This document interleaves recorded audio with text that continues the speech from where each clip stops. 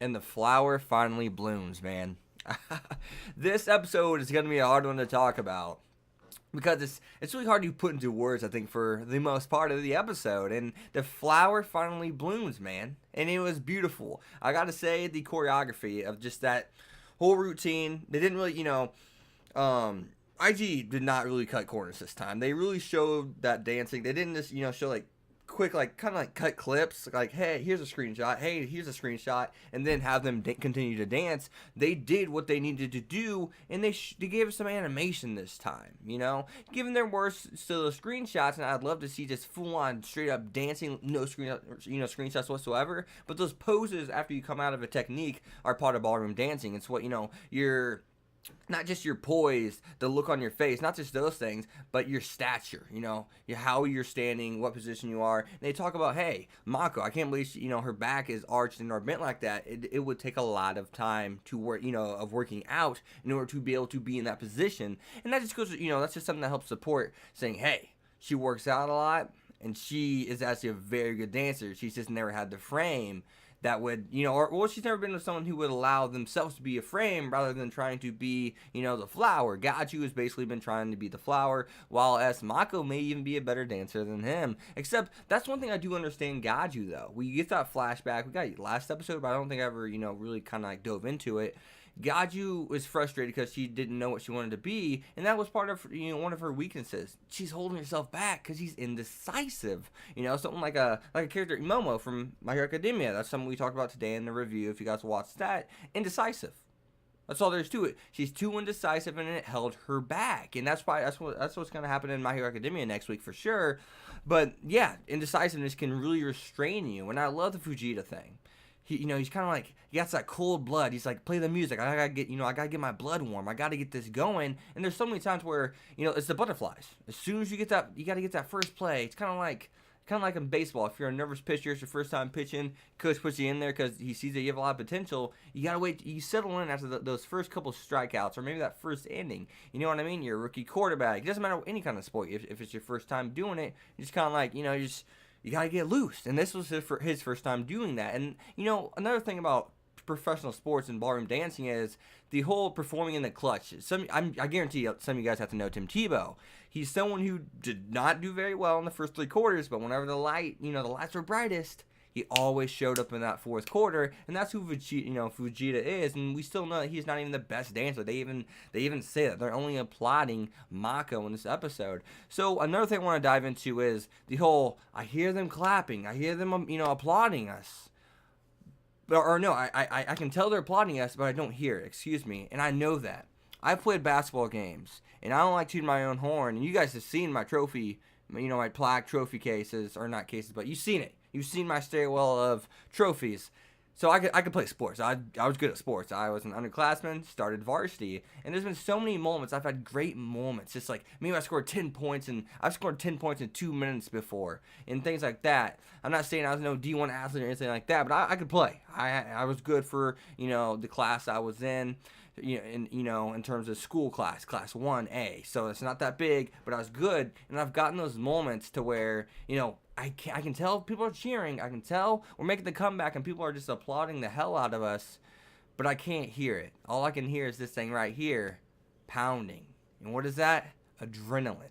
That's what it was, and I love that. I just love how they really reciprocate what it means to be in some kind of sport. And dancing may not be considered a quote-unquote sport to some, which it is. It's technically a sport. It has a lot of things that make up a sport, and I love how Welcome to the Ballroom and or production IG is interpreting that, right? And that's something that a lot of people may not get because otaku, us anime fans, a lot of us aren't really heavily into sports. You know what I mean? That's why they make shows of the generic otaku per se, like Seikano. Tomoya is that generic otaku. Kazuma, the shut-in neat otaku, which he's not a neat technically, but yeah. You're corrupting me. But you guys understand what I'm saying, and that's a tough spot to be put in, and I'm hoping a lot of you guys do understand sports. You guys have participated, and you guys do understand what I mean when I'm coming from this video, and more importantly, I hope you understand where Welcome to the Ballroom is coming. Now, I do gotta say, I love the freelancing aspect of this whole dance. I loved it. And Fujita, Tatara Fujita, Made it so he's such, he's such a bland frame to where they're not gonna judge him because the person that he's framing for is amazing. And I gotta say this, I hope you guys made it this far into the video. And I may make a video on this because I really want to get this point across. Mako is amazing in her, the chemistry, and even Sengoku says not all partners could do things like this. Leave it, do a certain kind of dance variation, and the other one, kind of like step into that variation they were just in, it's kind of like if you walk into the snow and you see the footprints and then you walk back into them. They're walking within each other's footsteps, and if their chemistry is that good, if they're that amazing, Sengoku, how is she not going to be his partner long term? And I know that. I will be honest with you guys, she is not going to be the partner long term from everything I've been told, but they say the story still holds up even from that point after they changed partners. So it begs the question, who is this new partner going to be? And how was she that damn impressive or that damn good of a character, and or has that great of, that damn good of chemistry with Fujita to make her a better and more compatible character than Mako with Fujita? That's going to really impress me. That's something that could really elevate this show, because Mako and Fujita, the underdogs and their personalities, I love how they kind of have the same personalities and how it just changes, the demeanor just changes when they get on the stage, get on the dance room floor, the ballroom floor. I love that. And if they can find a character that does that better than that and then some, this show is going to be in the top 10. I ain't going to say it's top 10 yet. It has a ways to go.